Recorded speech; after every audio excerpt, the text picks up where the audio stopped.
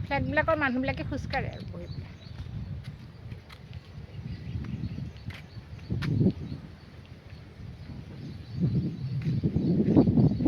লেকৰ কাৰণে চেণ্ট্ৰেলৰ পৰা পইচা আহে নেকি? লেকৰ নামত চেণ্ট্ৰেল গভৰ্ণমেণ্টে ইণ্ডিয়া গভৰ্ণমেণ্টে চাফা কৰে। ইণ্ডিয়া গভৰ্ণমেণ্টৰ দায়িত্বত এই লেকবোৰ আছে। তেওঁলোকে এইবিলাক পৰিষ্কাৰ কৰি ৰখা এইবিলাক কাম কৰি থাকে, কাম কৰে। গতিকে এনেকৈ আমাৰ ঠাইবিলাকতো এনেকৈ সৌন্দৰ্যৰে সজাই দিলে নিশ্চয় পৰ্যটক বৃদ্ধি হ'ব। পৰ্যটনৰ ক্ষেত্ৰত এটি ভাল পদক্ষেপ হ'ব পাৰে। আৰু আমাৰ স্থানীয় মানুহবিলাকেও এইদৰে প্ৰকৃতিৰ সৈতে উমলিব পাৰিব।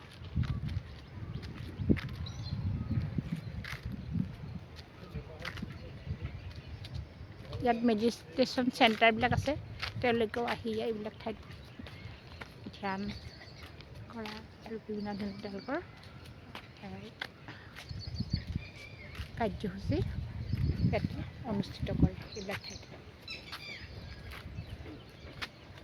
মেডিটেশ্যনৰ কাৰণে পানী লাগেতো, পানীৰ ঠাইতে মেডিটেশ্যনটো বেছি কৰে, পানী থকা ঠাইত, বুজিছে? সেইকাৰণে সিহঁতে এইবিলাক আৱিষ্কাৰ কৰিছে। পানীৰ কাৰণে পানী থকা ঠাইতে মেডিটেশ্যন, আৰু য'ত প্ৰকৃতিৰ লগত একাত্ম হ'ব কাৰণে। কি হয় এইটো?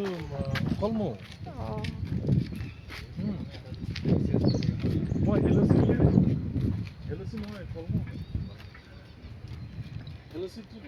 চৰাই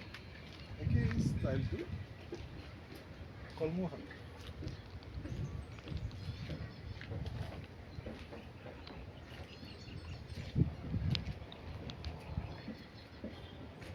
প্ৰদূষণমুক্ত আকাশ।